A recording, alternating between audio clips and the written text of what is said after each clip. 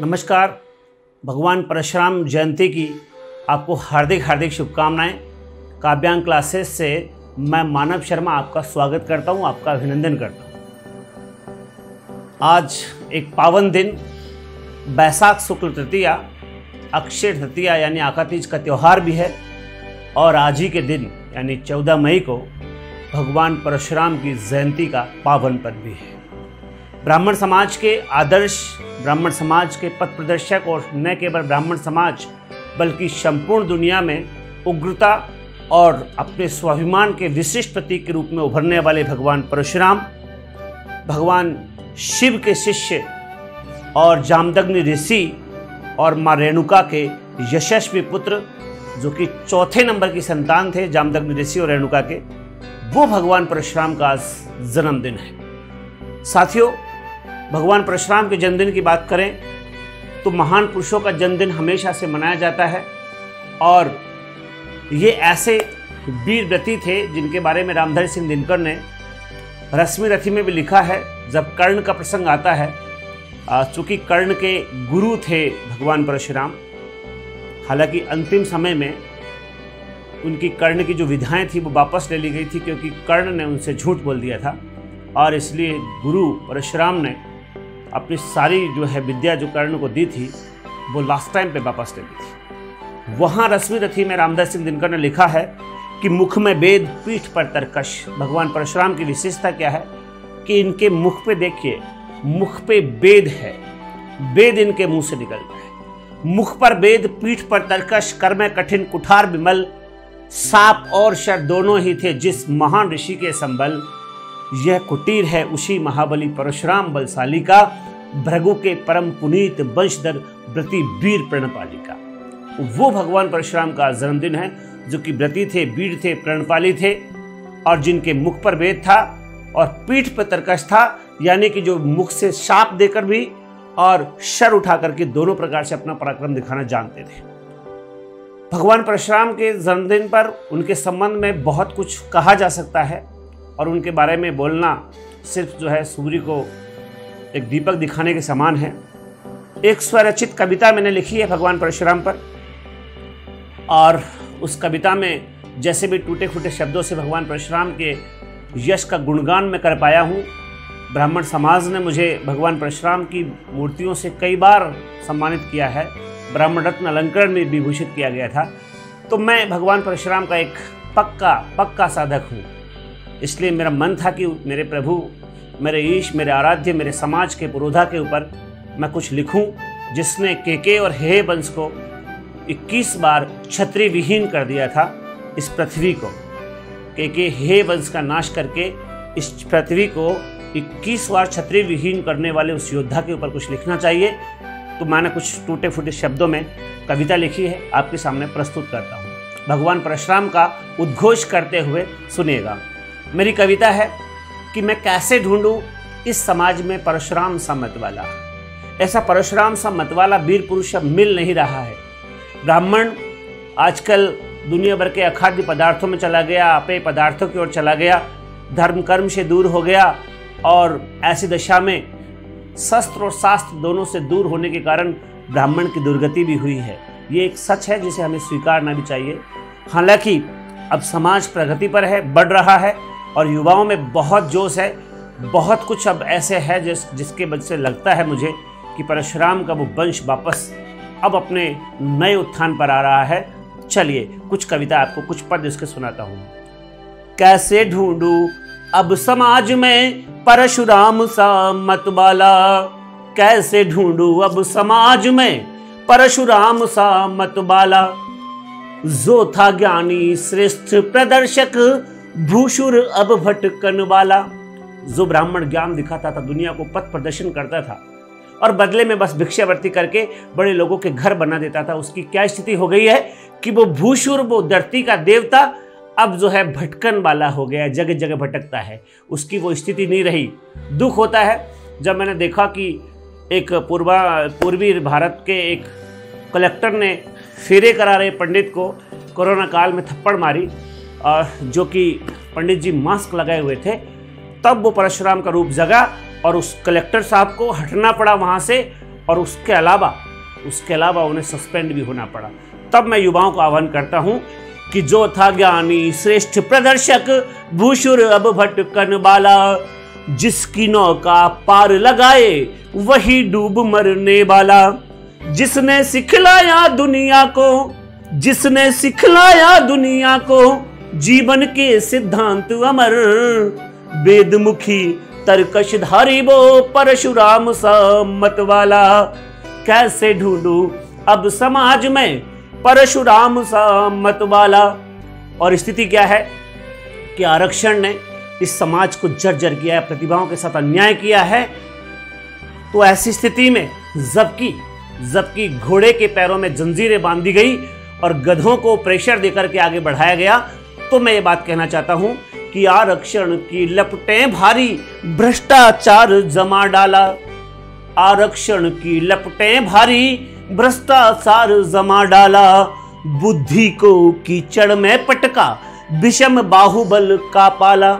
और स्थिति क्या हो गई है कि बुद्धि वाले लोग, अब जिसके 90% 80% आए उसको नौकरी नहीं मिली है, क्योंकि जनरल की कट ऑफ ही जो है 92 चली गई, और जिसके 40% 30% मार्क्स नहीं आए वो सिलेक्टेड है क्योंकि आरक्षित है। तब कह रहा हूं कि आरक्षण की लपटें भारी भ्रष्टाचार जमा डाला, बुद्धि को कीचड़ में पटका विषम बाहुबल का पाला, जिसके तेज श्रृंग को शब ने झुककर राजगुरु माना, यज्ञ और फरसे का पूजक परशुराम सा मत वाला, यज्ञ और फरसे का पूजक परशुराम सा मत वाला।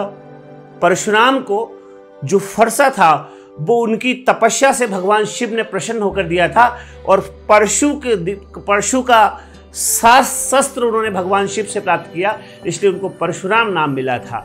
तो सुनिएगा, आज की स्थिति क्या है, ब्राह्मण का वोट जो है एक नहीं है, बटा हुआ है, और इसीलिए ये समाज बहुत पीछे है। ये समाज दूसरों को आगे बढ़ाता है, स्वयं नहीं बढ़ता, और इसी कारण राजनीति में पीछे जा रहा है। सुनिएगा, नृप समाज सुनता न किसी की, ध्यान वोट हरने वाला। राजाओं को क्या मतलब, राजा उनको पसंद करता है जिनके वोट ज्यादा हो। नृप समाज सुनता न किसी की, ध्यान वोट हरने वाला, शंख और गंगा जल लेकर खड़ा है ब्राह्मण ले माला, खड़ग धनुष की विधिवत पूजा। और एक बात कह रहा हूं कि ब्राह्मण का तेज वापस कैसे आएगा, यदि वो तलवार और वो वेद दोनों को पूजे, शस्त्र और शास्त्र दोनों को अगर सीखे। खड़ग धनुष की विधिवत पूजा ज्ञानी जन करते ही नहीं, दूर हो गया तभी तो हमसे परशुराम सा मत वाला, दूर हो गया तभी तो हमसे परशुराम सा मत वाला। क्षणिक सुखों की भोग विलासा, वेदों के घर पर ताला। जो पंडित लोग हैं आज उनकी स्थितियां ये हैं कि या तो पलायन कर गए हैं या आध्यात्मिक रूप से दूर हो रहे हैं, धर्म संस्कृति से दूर हो रहे हैं। क्षणिक सुखों की भोग विलासा, वेदों के घर पर ताला, जाति कलय विघटन के स्वर ने दीपक रूप बुझा डाला, लुप्त हो रहे यज्ञ संस्कृति। और उसका नुकसान क्या है, लुप्त हो रहे यज्ञ संस्कृति। ब्राह्मण तेज गया है सो जगा सके जो नभ ध्वनि लाकर परशुराम सा मत वाला। कैसे ढूंढूं अब समाज में परशुराम सा मत वाला। और ऐसा वीर पुरुष जो इन ब्राह्मणों के तेज को जगा सके, उस परशुराम को ढूंढने की मेरी इच्छा है। इसलिए मैं ये कविता के द्वारा उस परशुराम को याद कर रहा हूं। कवि कोविद विज्ञान विशारद का सम्मान मिटा डाला। आजकल पैसों से अलंकार दिए जाने लगे, धन दौलत बाहुबल से आजकल उपलब्धियां मिलने लगी, पुरस्कार मिलने लगे। तब ये बात कह रहा हूं कि कवि कोविद विज्ञान विशारद का सम्मान मिटा डाला। झुलसी सी धरती मारोए दामन हाय जला डाला। थक गई जीभ ठेस है मन में, कोमा में समझो यारो। हंस दूं में अब तार जो ले ले परशुराम सा मत वाला। हंस दूं में अब तार जो ले ले परशुराम सा मत वाला। हंस दूं मैं अवतार जो ले ले, परशुराम सा अवतारा मत वाला। और सुनिएगा, कुछ बातें हैं। आजकल हुआ क्या है, तलवारें धारण कर सबने सोचा मान बढ़ा डाला। लोगों ने हथियार उठा लिए। बुद्धि के बिना हथियार अगर चलेगा ना तो विध्वंसक होगा, नाश होगा इस मानव संस्कृति का। तलवारें धारण कर सबने सोचा मान बढ़ा डाला, भूल गए सूक्ति वेदों की रोके युद्ध जो तत्काला। हमारे एक एक प्रवचन से हजारों तलवारें झुक जाती थी। तलवारें धारण कर सबने सोचा मान बढ़ा डाला, भूल गए सूक्ति वेदों की रोके युद्ध जो तत्काला। क्षत्रियत्व के गुण विहीन जब तक तलवार उठाएंगे। एक बड़ी बात कह रहा हूं, हर किसी के हाथ में तलवार आएगी तो नुकसान होगा। क्षत्रियत्व के गुण विहीन जब भी तलवार उठाएंगे, ध्वंस बचेगा तभी जभी हो परशुराम सा मत वाला। ध्वंस बचेगा तभी जभी हो परशुराम सा मत वाला। कीर्ति कुशलता और तेज का वह अखंड मंडल वाला। कीर्ति कुशलता और तेज का वह अखंड मंडल वाला। जिसके आने पर था कांपा जनक राज क्षत्रिय ज्वाला। याद करिए सीता का स्वयंवर, जब राम ने धनुष भंग किया तो जनक राज जो कि वैदेही के पिता थे, डर गए परशुराम जी के आते ही। कीर्ति कुशलता और तेज का वह अखंडल वाला। जिसके आने पर था कांपा जनक राज क्षत्रिय ज्वाला। उठा लिया फरशु अपना जब धनुष भंग पीड़ा जानी। किया राम को नतमस्तक वह परशुराम सा मत वाला। किया राम को नतमस्तक वह परशुराम सा मत वाला। बना दिया था कर्ण बलस्थी देकर अपनी गुरुमाला। कर्ण छल से ज्ञान तो प्राप्त कर ली, तो बना दिया था उससे ताकतवर। बना दिया था कर्ण बलस्थी देकर अपनी गुरुमाला। खिला खिला कर पुष्टि भोग जब दूर करी उसकी ज्वाला। महाभारत इतिहास बना था वीर कर्ण और अर्जुन का। शिष्य झुकेगा क्यों जब गुरु हो परशुराम सा मत वाला। शिष्य झुकेगा क्यों जब गुरु हो परशुराम सा मत वाला। कर्ण पूरे महाभारत में झुका नहीं, उसका एक बड़ा कारण था कि उसका गुरु परशुराम था। हाँ, अब लेकिन ब्राह्मण की दुर्दशा कैसी है, रुदन है मन में, स्वर नहीं आ रहे हैं, लेकिन कोशिश कर रहा हूं कि हाय विसंगति देखो कैसी कर रही सबका मुंह काला। हाय विसंगति कैसी देखो कर रही सबका मुंह काला। शांत चित्त जो पथ पर चलता उठे उसी पर अब भाला। अब लोग उसी पर हथियार उठा रहे हैं।